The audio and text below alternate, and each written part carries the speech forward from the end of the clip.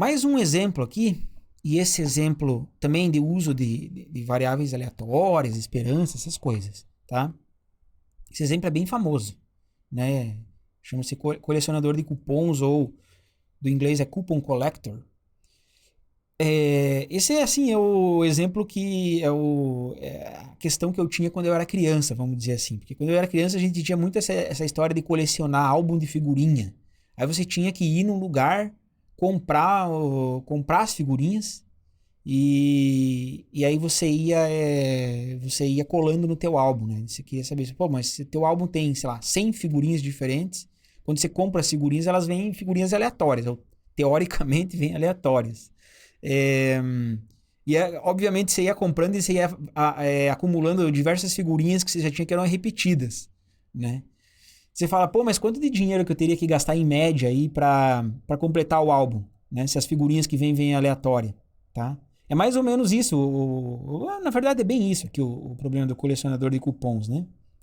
Então assim, só que ele coloca isso em outros termos aí. Talvez tenha a ver com coisas que faziam, sei lá nos Estados Unidos aí. Né? O cara tá colecionando, ele diz que em cada caixa de cereal vem um cupomzinho, assim, tipo uma figurinha, talvez, né? Então você compra uma caixa lá de sucrilhos lá e vem um cupom, né? No total existem N cupons diferentes, né? Então a pergunta que você quer fazer é assim, quantas caixas que você tem que comprar para você ter todos os cupons, tá? Sendo que às vezes vão vir repetidos, certo? A gente está supondo aqui que cada vez que você compra, que você pega um cupom novo, né? Que você compra uma caixa de cereal nova, né, vai vir um cupom com a mesma probabilidade, tá?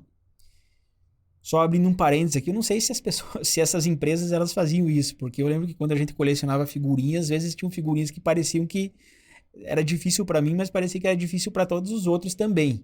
Eu não sei se as empresas elas já não imprimiam uma quantidade menor, às vezes, de figurinhas, só para ficar mais difícil, né? Enfim, quanto que a gente vai ter que gastar de dinheiro aí comprando caixa de cereal para pegar todas as figurinhas? Então tá. Para a gente analisar esse problema aqui, né? A nossa ideia é assim, é uma ideia de fazer, de progredir, né, nessa situação, tá? A gente vai dizer que a gente faz um progresso, que a gente progride quando a gente obtém um cupom novo, tá? Então pensa assim, que no início é muito fácil você progredir, né? No início era uma felicidade você preencher aqueles álbuns de figurinha, porque tudo que era figurinha que você pegava lá era figurinha nova, então você podia colar lá, né? E aí cada vez mais que ia passando o tempo, cada vez mais que o teu álbum estava ficando cheio, começava a ficar difícil de você conseguir figurinhas que você ainda não tinha, tá? Então, usando essa ideia de progredir aí, progredir significa obter um cupom novo, né? O nosso objetivo, então, é progredir N vezes, certo?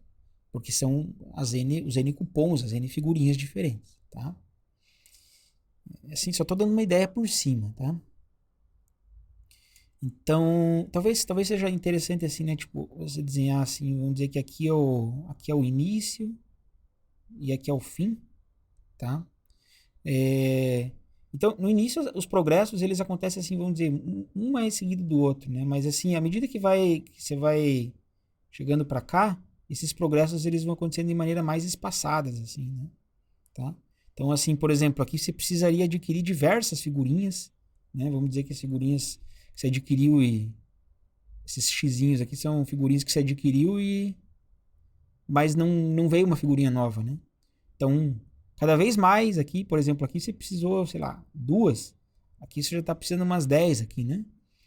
Tá? Então, essa aqui é, vamos dizer, visualizando essa ideia de progresso aí que a gente está propondo para fazer análise. Então tá. Qual que é a probabilidade de você progredir? Essa que é a pergunta. Qual a probabilidade de progredir? Como eu falei, isso depende de quantos cupons ou quantas figurinhas você já tem. Se você já tem J cupons, você vai ter um novo com essa probabilidade aqui. Certo? É direto, né? Quer dizer, se você tem 0 cupons, então isso aqui vai dar n menos 0 sobre n, que vai dar, né? Vai dar 1, né? Ou seja, na primeira vez que você vai comprar uma figurinha, você vai progredir com probabilidade 100%, porque você não tem nada, né? Agora, se você já tem um cupom, aí isso daqui vai se tornar n menos 1 dividido por n. Então, a probabilidade de sucesso é assim, você pegar n menos 1 cupons que você não tem, num total de n. Isso é quase 1, certo? Mas assim, já é menor do que o que você tinha anteriormente aqui, certo? Então, note que cada vez vai ficando mais difícil, né? Por exemplo, se você já tem n menos 1 cupons, tá? Quanto que dá essa conta aqui? Vai dar n menos 1 sobre n, tá? Isso daqui vai dar 1 sobre n, que faz todo sentido. Se você já tem n menos 1 cupons, a chance de você realizar um novo progresso, ou seja, conseguir um novo, é 1 sobre n. Só falta 1 para você preencher o álbum, certo? Então, é 1 em n, né? Então, tá. Isso daqui a gente já tem em mente. Agora, quantas caixas que eu preciso para progredir? Né? Eu já sei qual que é a probabilidade de eu progredir. Né? A probabilidade é essa. Né? Em cada uma das fases lá. Né? Lembra das fases aqui? Ó, que eu tenho as fases de progressão. Né? Por exemplo, aqui vai progredir muito rápido e daí começa a ficar mais espaçado. Né? Eu vou chamar isso daqui de, sei lá, por exemplo, uma fase. Tá? Uma fase. Né? Então, eu já sei qual que é a probabilidade de eu progredir de uma fase para outra, mas eu quero saber quantas caixas que eu vou ter que fazer para progredir de uma fase para outra. Quantas caixas para progredir? Então, na fase J, vai ser, a fase J ela é assim, ela é definida como número de caixas entre ter J e J mais 1 cupons diferentes. Cupons lá colados no teu álbum de figurinha. Tá? Essa é a fase J. Tá? E a gente vai definir essa variável aleatória aqui, ó, XJ. XJ é o número de caixas compradas na fase J. Tá? Então, se você fixa o teu olhar só em uma das fases, por exemplo, aqui, ó, eu vou ignorar essa parte daqui e vou ignorar essa parte daqui, tá? E eu estou olhando só para essa fase, essa fase aqui, essa fase que está em verde aqui, tá? A gente tem uma chance, né, de conseguir aqui de J até conseguir J mais uma figurinhas aqui. Só que para eu progredir da J para o J mais 1, tá? A probabilidade é assim, de eu obter, aí que tá, a gente já usa uma coisa que a gente já viu lá, esperar o primeiro sucesso. Porque assim, ó, aqui eu estou esperando um primeiro sucesso de uma coisa que vai acontecer com essa probabilidade aqui. Tá? Então vamos dizer, eu errei, tive falha e tive o primeiro sucesso. Qual que é o número esperado de falhas, ou seja, caixas que eu vou ter que comprar e não vão dar certo, até eu fazer o primeiro progresso, conseguir o primeiro sucesso aí, vamos dizer, nessas, né, para fazer o progresso na fase, tá? E a gente já viu isso, né? Que era assim, se você está esperando o primeiro sucesso em um evento que tem uma certa probabilidade P, o número de vezes que você vai ter que executar aquele experimento, né, é 1 sobre P, tá? Então, o número esperado de caixas que você vai ter que comprar na fase J é 1 sobre, né, esse cara aqui, que daí vai dar N dividido por N menos J, certo? Isso é interessante. Isso é interessante porque agora a gente sabe mais ou menos em cada fase quantas caixas que a gente vai ter que comprar. Por exemplo, vamos pensar assim, na fase, qual que é a esperança de x 0? Né? O 0 é sair do 0 e ir até o 1. Isso daqui vai dar n dividido por n menos 0, que é igual a 1. Ou seja, é esperado eu comprar uma caixa para fazer o primeiro progresso. Tá? Agora, por exemplo, qual que é o número esperado de caixas lá na última, né? Tipo, a última aqui, que é o n-1. Porque daí do n-1 eu vou chegar com n e vou completar o álbum. Tá? Qual que é o número esperado? Vai ser, então, n dividido por n menos n-1. Tá? E isso daqui vai me dar n. Ou seja, para eu fazer o progresso na última fase, eu vou ter que comprar, em média, n figurinhas, n cupons. tá? Faz sentido, né?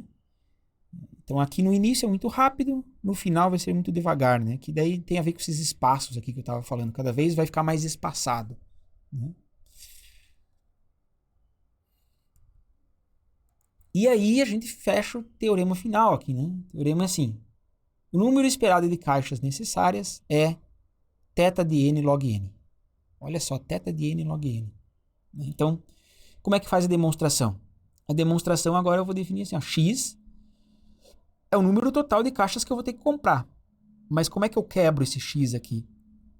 Justamente no número esperado de caixas, no número de caixas que eu vou ter que comprar em cada uma das fases. Na fase 0, na fase 1, na fase 2, até a fase n-1. Tá? Então, se eu quero saber o número esperado de caixas que eu vou comprar, ele vai ser igual a... Aqui eu já apliquei a linearidade da esperança. Tá? Vai ser igual à soma das variáveis individuais, né? Mas a gente calculou no slide anterior quanto que vale esse valor esperado aqui, que é n dividido por n menos j, certo? Agora, esse n aqui eu puxo para fora aqui, né? Então ele vai vir para cá, né? E agora, como é que o resto se transformou nisso daqui? Bom, porque se você está falando assim, vamos analisar com calma ali, j igual a 0 até n menos 1, de 1 sobre n menos j, tá? Se a gente for abrir esse somatório só para ver o que acontece, quando j é igual a 0, eu vou estar com 1 sobre n, né? Quando j é igual a 1, eu vou estar com 1 sobre n menos 1, e etc, né? Aí, no último valor vai ser 1 sobre n menos 1, que vai dar 1, tá? Se você for ver com calma aqui, isso aqui é, lendo de cá para cá, né? É 1 sobre 1, mais 1 sobre 2, mais 1 sobre 3, mais 1 sobre 4. Ou seja, isso daqui eu posso reescrever agora como se fosse isso daqui, né? E a gente já viu isso daí ali anteriormente, né? Que essa soma é uma soma que aparece muitas vezes, que é a chamada soma harmônica, né? A função harmônica, que é o h de n. Só que o h de n a gente viu em algum lugar ali também, que ele é θ de log de n, tá? E aí isso daqui dá o nosso resultado aqui do teorema, tá? Então, assim, vamos supor assim, se os, né, qual que é a conclusão que a gente tira aqui, né? Se os fabricantes eles forem assim até bem intencionados lá, né? E botassem todas as figurinhas com a mesma probabilidade, até que a gente não precisaria de tantas vezes a mais assim, ou mais ou menos também, tá? Porque você vai ter, claro, n é o número de álbuns da tua figurinha, mas daí você vai ter um termo aqui que multiplica que é logarítmico, né? Pode ser bastante também, mas assim, não é tanto assim também, né? Não seria n ao quadrado, né? Também não chega no n ao quadrado, isso que é interessante, né? É n log n, tá? N vezes uma coisa que é exponencialmente menor do que n, que é o log de n, né? Então, por exemplo, se o n for igual a, vamos supor que você tem um álbum de figurinhas com, vou colocar aqui um número bem quadradinho, digamos assim, se o número de figurinhas que você tem que colecionar são 128 no teu álbum, e então n vezes log de n vai dar tipo, então log de 128 é 7, né? 7 vezes 128. Na verdade os caras, na verdade a empresa vai ganhar bastante dinheiro, né? Porque você vai precisar comprar 7 vezes mais o número de figurinhas do álbum, tá? Isso mais ou menos, né? Porque é um θ isso daqui, né?